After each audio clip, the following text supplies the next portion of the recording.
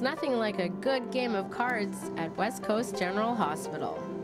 But it turns out Ralph here might be a bit of a card shark. I am not a special cards player. Well, that's what he says. But if you look closely, Ralph isn't the only card shark at this table. Scotty is known as one heck of a crib player, too.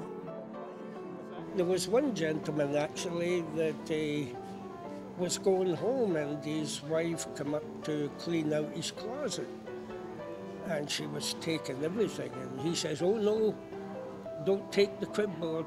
Scotty's coming up." But why exactly are they having a game of cards at West Coast General Hospital? Well, a local nurse saw a need for some extra support in the acute care department, and volunteers playing cards seemed to fit the bill perfectly. I've been at West Coast General for almost 9 years, and in that time I've seen a huge deficit as far as the cognitive piece goes.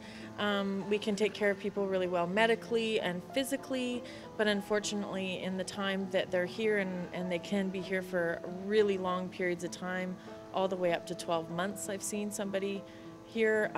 These are frail folks that aren't able to go home safely, so they end up in our care waiting for a bed in a nursing home.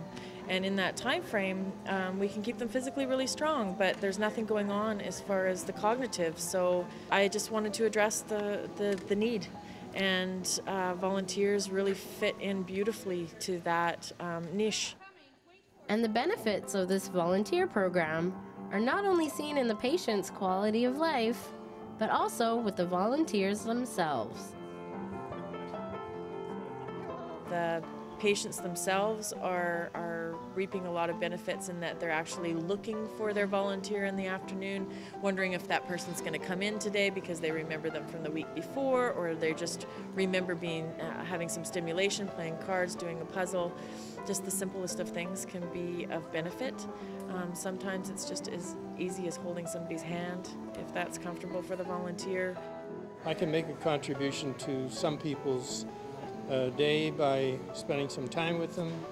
I've spent some time with men my age, and we share some pretty good secrets going way back into the days when we were youngsters. So it's been fun. I enjoy it. You got to be able to come up and feel free to talk to the people around, because they're complete strangers to me. I mean, I've never met them before. But I know when they go home that they'll remember me and I'll remember them. But this program is relatively new to the community, and more volunteers are needed. I just get so energized by this group of volunteers. They're so motivated to make a difference in people's lives. And they may start and say, you know what, I'm not sure how much time I have, but I'll do my best. And I'm like, well, we're very flexible, so let's try it this day and we'll see how you do. But it has been amazing to see that they're almost down to every one of them are doing more time because they're just enjoying it so much. We've only been doing it for about 3 months, but in that 3 months I've noticed big change, and so it can only get better.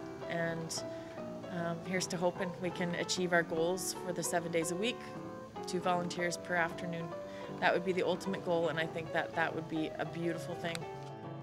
For more information on becoming an acute care volunteer, send Jane an email or give her a call.